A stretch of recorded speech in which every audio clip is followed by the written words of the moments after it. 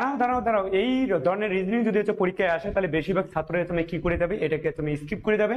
বললাম সবার প্রথমে দেখো এটাকে কি আছে, 264 আছে, 2 দিয়ে আছে ভাগ দাও, তাহলে বলবো 132।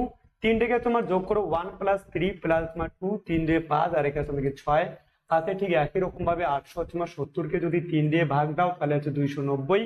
বললো 290 যদি বলা হয় 2+9+0 যদি করা যায় তাহলে 11। ঠিক একই রকম 735 যদি করা যায় 5 দিয়ে ভাগ, বললাম আছে 5×4=70, 5×7=35। তাহলে বললাম 1+4+7 যদি করা যায় 7×4=11 আর এক্ষেত্রে 12, অর্থাৎ অ্যান্সার আছে হয়ে যাবে বি নাম্বারটা আজকে রাইট অ্যান্সার। যদি এইটা রিজনিং আছে বুঝে যাও তাহলে অবশ্যই আছে বলবো, আমি কমেন্ট বক্সে আরেকটা আছে রিজনিং আছে দিয়ে দিচ্ছি, তোমরা কমেন্ট বক্সে অবশ্যই এটার অ্যান্সার আছে লিখে অবশ্যই যাবে, যদি হিম্মত থাকে তবেই, না হলে কোনো দরকার নাই। দাঁড়াও দাঁড়াও, এই ধরনের রিজনিং যদি হচ্ছে পরীক্ষায় আসে তাহলে বেশিরভাগ ছাত্ররা তুমি কি করে যাবে, এটাকে তুমি স্কিপ করে যাবে।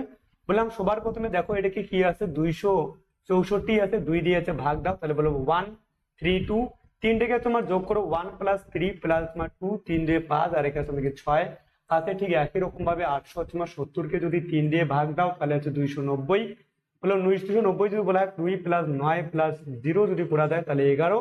ঠিক একই রকম 735 যদি করা যায় 5 দিয়ে ভাগ, বললাম আছে 5×4=70, 5×7=35।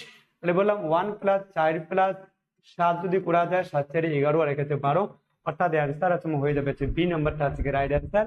যদি এইটা রিজনিং আছে বুঝে যাও তাহলে অবশ্যই আছে বলবো, আমি কমেন্ট বক্সে আরেকটা আছে রিজনিং আছে দিয়ে দিচ্ছি, তোমরা কমেন্ট বক্সে অবশ্যই এটার অ্যান্সার আছে লিখে অবশ্যই যাবে, যদি হিম্মত থাকে তবেই, না হলে কোনো দরকার নাই।